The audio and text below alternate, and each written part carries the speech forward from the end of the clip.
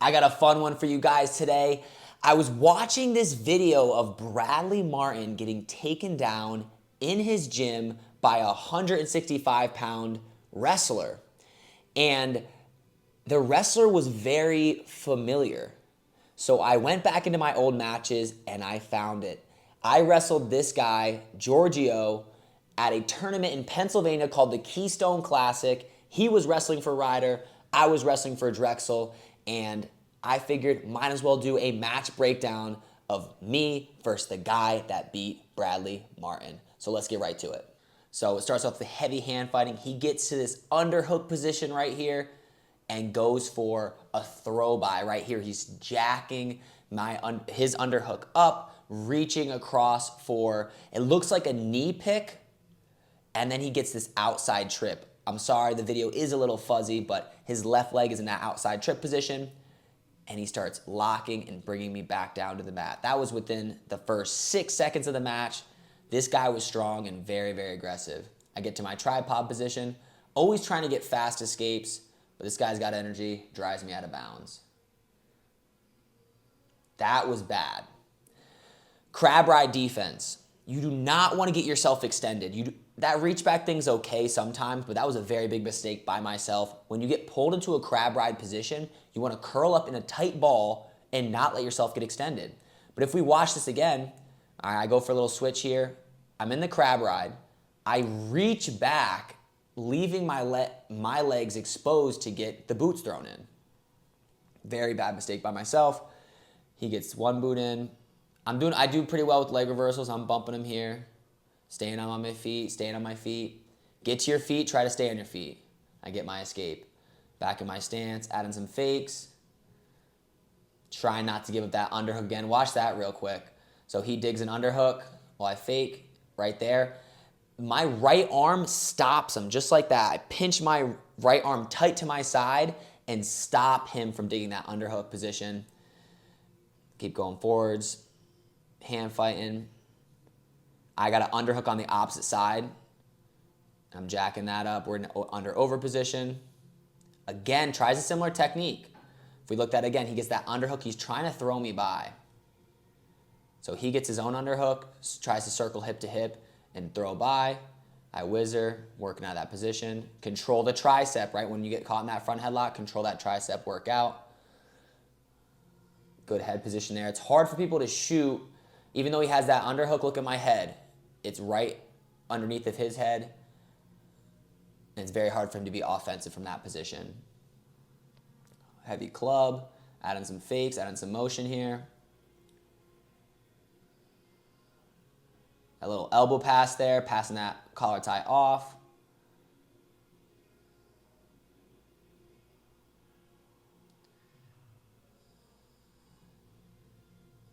Push him right out of bounds, get that restart. Adding those fakes. Single, similar position. I go single to underhook a lot. That was close. So that's one of the techniques I do a lot. When my opponent has an underhook on me, so he has an underhook with his right arm in this case, I fake a shot and then I try to drag out. So fake, now I'm dragging. But the left hand shouldn't be around the waist. The left hand should drop to a single leg at this point so he can't bring his head out my armpit here like he's about to do. See that? He swung his head out. If I was on the legs, I could have finished that attack. Always reaching for the legs instead of the waist. A lot of action though. I like it. I like high action. Underhook. I'm in that head pinch position. You'll see me do this position a lot when I wrestle. Trying to go hip to hip, little foot sweep. Going back to that lock. The nice thing with that position, kid's got good balance, very good balance. But the good thing with that position is you have a lot of control. That's not, yeah. Fixing my head position, working out of it. A lot of hand fighting in this match. A lot of heavy hand fighting trying to get to our ties. He's up 2-1 right now. He got the takedown. I got a single leg here. If you want to see that. You ever get caught in an under-over position, we call it a 50-50 position. Everyone's trying to hit the lat drop. Here's a great option. Just get his underhook off, and then you can use your own underhook to attack a single leg. Start shelving it up. Out of bounds gets kind of dicey here because you don't have much mat space. So I try to drag him back in.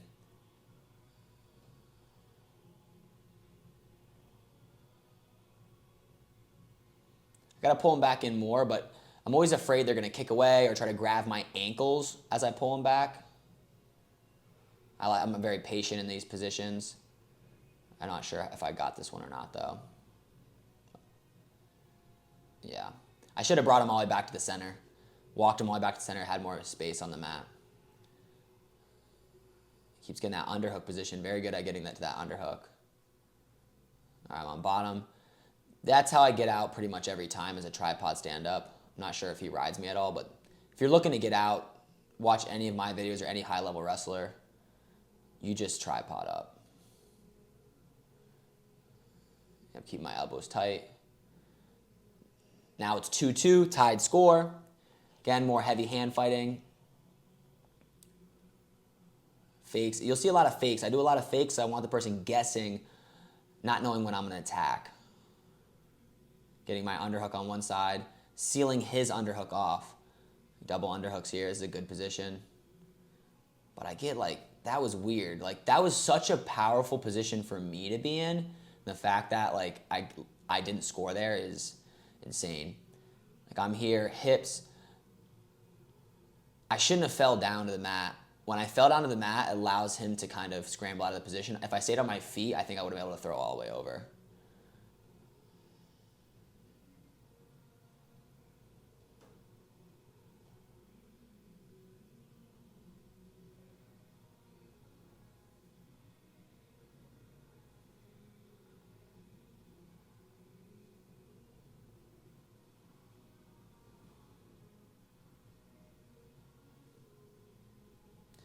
That was a mistake by him. If you notice, he starts clubbing and reaching with his lead hand. He's like falling over himself. He's a little gassed.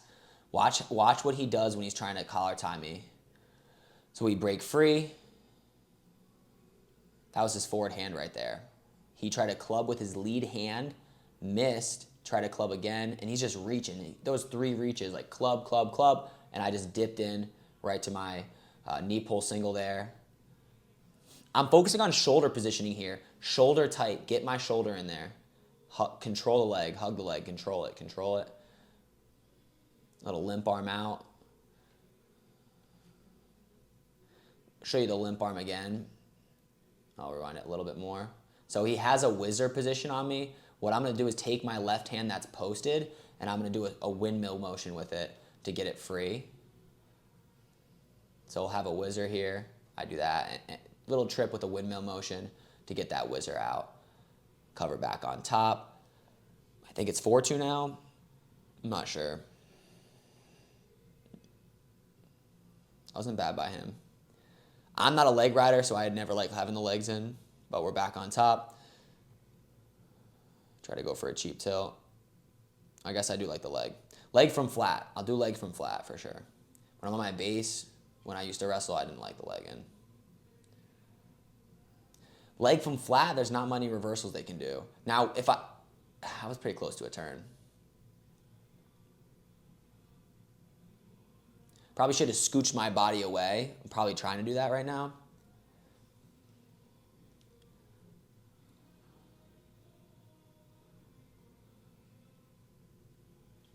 Big mat return, but I got to be more ready for that. Let's watch that again. He was good at, like, he did a lot of movement. That's not the style that I normally get out with. When I'm on bottom, I'm very much more patient with my escapes. He gets to a tripod, which is good for him. Notice what I'm doing. I'm directly behind him. I'm not on the side trying to hang on a claw. I'm directly behind. I lock. I lift. He Grambies. I follow, which is good, but I should have planted his hips on the mat. When you do a mat return, you want to slam their hips on the mat. If you notice, he comes to his feet.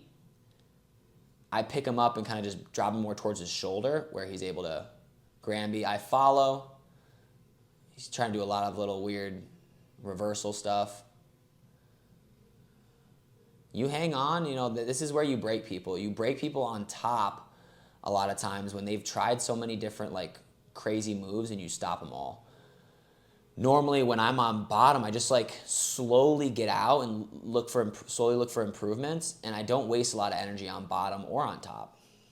But a lot of those movements, I mean, that's just my preference. I mean, I know there's some wrestlers that are really good on bottom that do a lot of movement, but most wrestlers nowadays, they do a tripod stand-up and then they just stay on their feet, stay balanced, and look for an opportunity to get out. Just getting a one-on-one, trying to ride them out. In college, you do get a riding time point, so you want to ride them for at least over a minute with a difference between the two. And most of my stuff was hammer locks, so I would try to get their wrist on their back. I think anything happens here with this. Yeah, short time left, 46 seconds. I'm guessing I ride them out the rest of the time. Another thing you'll notice is you want to ride on the edge of the mat. So I'm close to the edge here. Keep them close to the edge. All right, if you want to finish on top or you want to ride the person out, stay close to the out of bounds, because if he does get to his feet, I'll just walk him out of bounds and get a fresh start. So 22 seconds left, 19 seconds left. And this is my hammer lock. I wasn't really looking to turn him, I don't think, too much right now. There's short time left. I think it was up by 3 or 4 points. Keeping my hips in. And then time. So by using basic logic, Giorgio beat Bradley Martyn. If I beat Giorgio, I beat Bradley Martyn. So there you go. Hope you enjoyed that match review, and I'll see you guys in my next video.